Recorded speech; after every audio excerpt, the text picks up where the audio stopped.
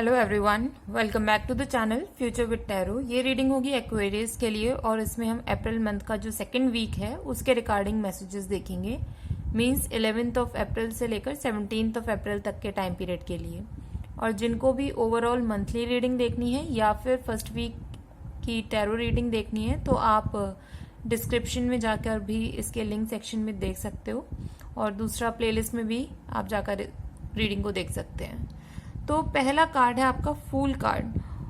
अगर हम इमेज को देखते हैं तो उससे ये शो हो रहा है कि आप देखो कि इंसान जो है ऊपर की तरफ, आसमान की तरफ देख रहा है। मतलब उसके लाइफ में गोल्स हैं या जो एम्बिशन है या उसकी जो ड्रीम्स हैं वो उनके बारे में सोच रहा है और स्टेप्स ले रहा है बिना देखे समझे।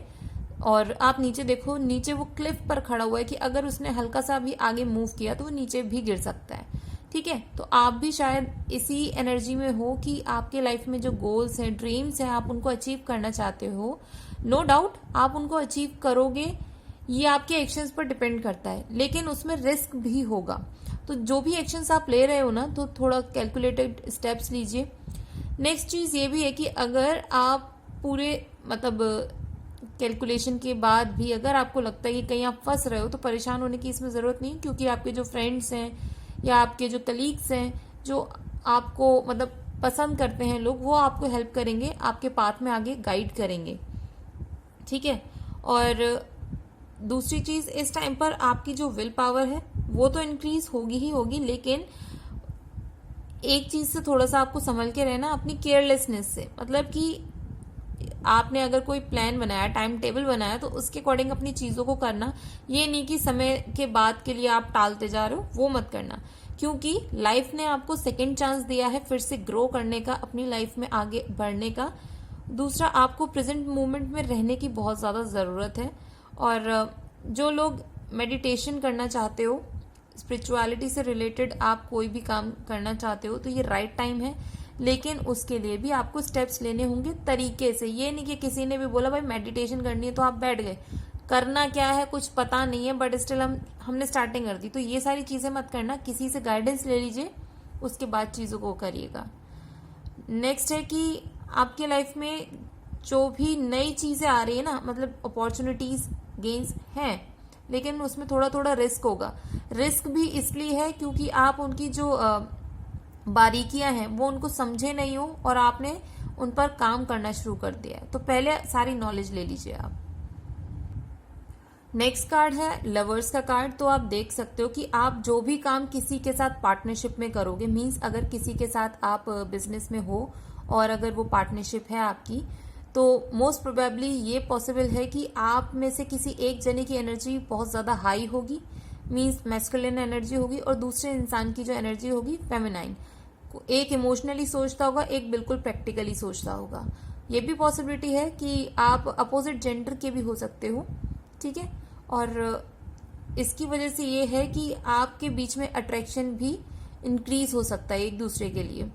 दूसरा, ये जो भी आपका कनेक्शन है ना, चाहे वो लव लाइफ में हो चाहे वो बिजनेस के लाइफ में हो, आर्क एंजल राफेल आपको प्रोटेक्ट करे हुए हैं, आपको अपनी एनर्जी प्रोवाइड कर रहे हैं कि आप पॉजिटिव तरीके से अपनी चीजों को आगे लेकर जाओ। उनका आशीर्वाद आपके साथ है, भले ही आप उन्हें देख नहीं सकते। आप देख लो कैसे क्लाउड्स के ऊपर से वो निकले हुए हैं, लेकिन दोनों का जो फोकस है वो एक दूसरे के ऊपर है। मीन्स आप दोनों का जो कनेक्शन है वो डिवाइनली गाइडेड रहने वाला है। नेक्स्ट कार्ड है स्ट्रेंथ कार्ड का। तो ये कार्ड थोड़ा सा, अगर हम देखें टू ऑफ सोर्ड्स के साथ कनेक्ट करके, ठीक है, आपकी अगर इल हेल्थ थी और आपने उस पर ध्यान नहीं दिया था, चीजें सही तो हो जाएंगी लेकिन उस कंप्लीट लेवल पर नहीं पहुंच पाएंगी जहां आपको कंप्लीट फ्रीडम मिल जाए अपनी हेल्थ से रिलेटेड।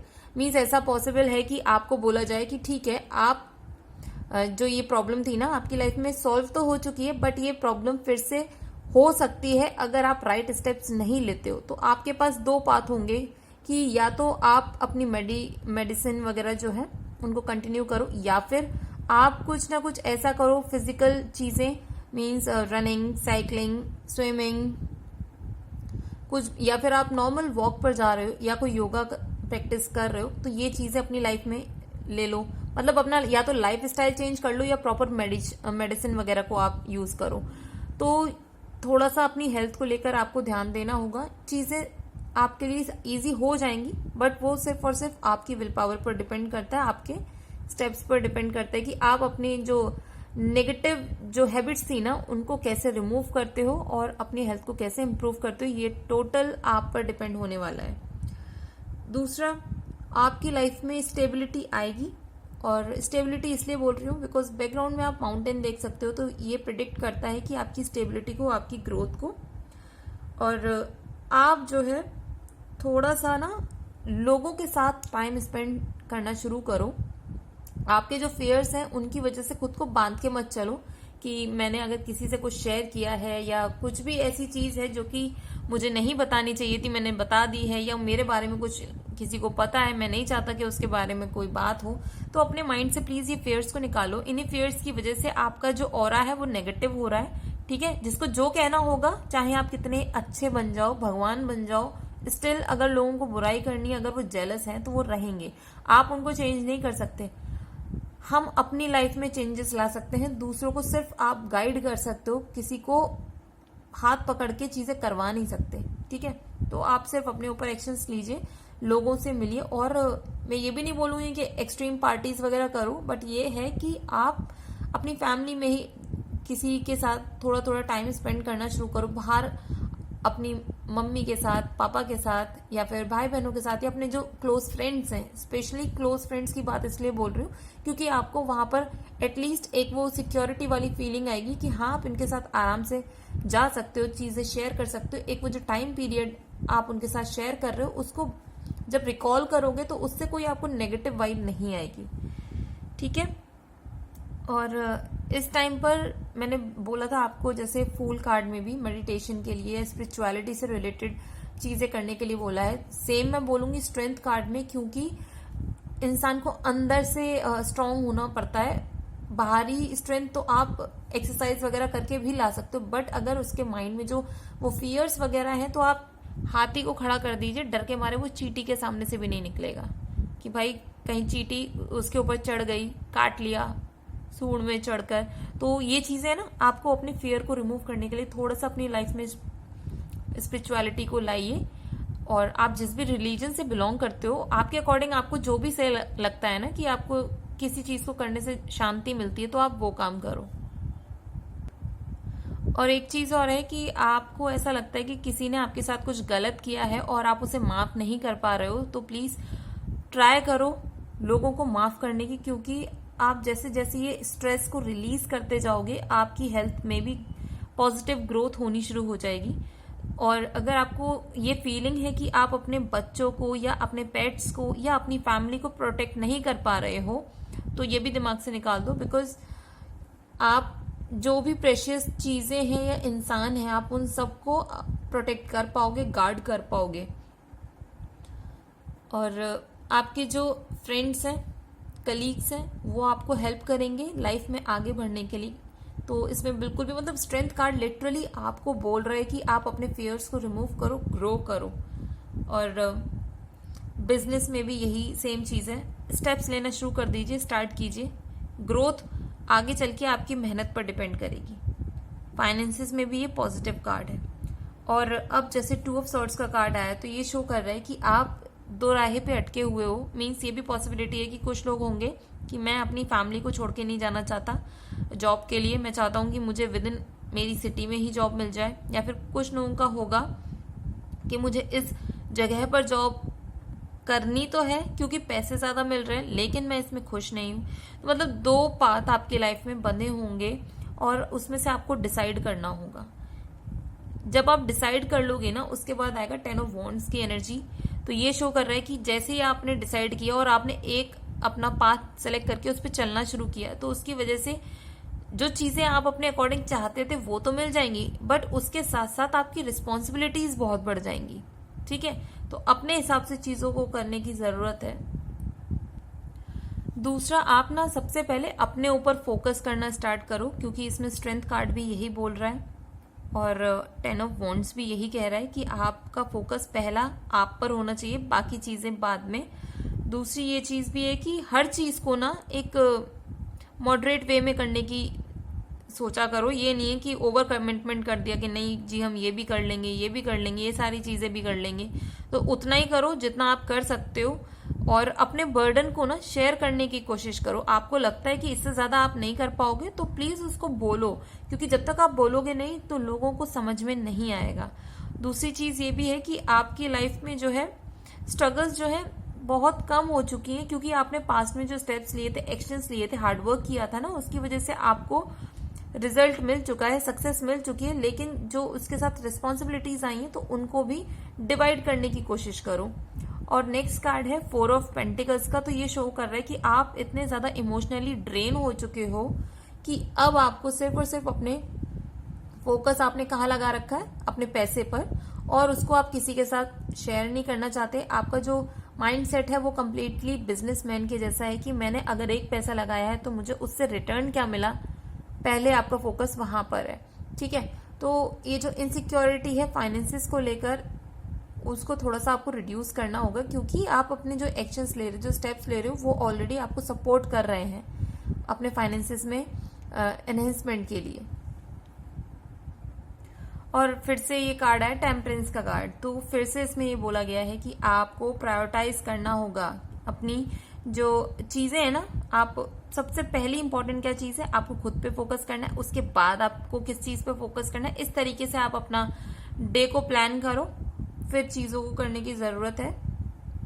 और दूसरा ये भी है कि अपने आप को ना थोड़ा सा शांत रखने की कोशिश करो, अपना पेशेंस जो है उसको बैलेंस करो। मतलब ऐसा नहीं है कि एकदम से कहीं एग्रेसिव सिचुएशन में फंसे तो आपने भैया अपना पेशेंस ही लूज कर दिया, ये मत करो।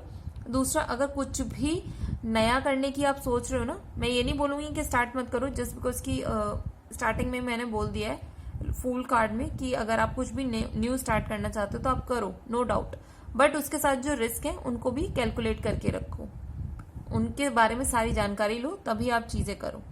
दूसरा, आप जो है आपकी लाइफ में ना अच्छी चीजें आ रही हैं, उसके साथ साथ आपको नई नई चीजें सीखने का भी ये टाइम पीरियड है। मीन्स अगर लिटरली कार्ड्स यही शो कर रहे हैं कि भाई स्टार्ट करो, लेकिन अपनी रिस्पॉन्सिबिलिटीज को भी संभालो, अपने आप पर भी फोकस करो, और चीजों को नहीं पता है आपको, उसकी सारी इन्फॉर्मेशन नहीं है तो उसके बारे में चीजों को सीखो भी, और कोशिश करो कि एनवायरमेंट में अपने आप को ढालने की। ठीक है। दूसरा नेक्स्ट कार्ड है नाइट ऑफ वॉन्ड्स का। तो ये शो कर रहा है कि आप जो है एग्रेसिव एक्शंस जो ले रहे हो ना, उसके हिसाब से ही आपको आउटकम मिलेगा। और मैंने ये ऐसा इसलिए बोला है क्योंकि आप देख सकते हो नाइट ऑफ वॉन्ड्स किस एनर्जी में है। मतलब डेजर्ट है, इतनी गर्मी है, पानी नहीं है वहां पर, ना कोई पेड़ पौधा आपको दिख रहा है, स्टिल वो पागलों की तरह बस भागे जा रहा है कि भाई मुझे अब इस जगह पे रहना नहीं है। मतलब आप जहां से आए हो ना, वहां पे भले ही थोड़ी बहुत ग्रीनरी थी, बट आप इतने फ्रस्ट्रेट हो गए कि आप वहां से भाग गए कि भाई मुझे नहीं रहना, मुझे नई जगह जाना है। अब आपको पता नहीं है कि कौन सी नई जगह पे जाना है, लेकिन आप चलते जा रहे हो, और आप डेजर्ट में भी चलने को तैयार हो, इतने ज्यादा फ्रस्ट्रेट हो चुके हो किसी चीज से। तो इससे पहले वाला कार्ड टेम्परेंस यही शो कर रहा है कि भाई अपनी एनर्जी को बैलेंस करो। एटलीस्ट बिना पेड़ पौधे, बिना पानी वाली जगह से तो बेहतर है कि जहां पर आपको थोड़ा पानी और थोड़े पेड़ पौधे मिल रहे हैं। ठीक है। दूसरा, ये जो अपनी जॉब को और अपने जहां पर आप रह रहे हो कंप्लीटली एकदम से स्विच करने की मत सोचना। पहले आपके हाथ में ऑफर लेटर आ जाए या फिर घर के कागज आ जाएं कि भाई ये कंप्लीटली अब आपका है, तब ही रिजाइन करना, तब ही अपने घर को छोड़ना। वरना ऐसे डिसीजन लोगे तो थोड़ी सी प्रॉब्लम ही बढ़ाएंगे आपकी लाइफ में, आपकी एनर्जी को और उसको ड्रेन करेंगे। दूसरा, लव लाइफ में आपको मतलब ये नहीं फियर होना चाहिए कि भाई कोई मुझे रिजेक्ट कर देगा या नहीं करेगा।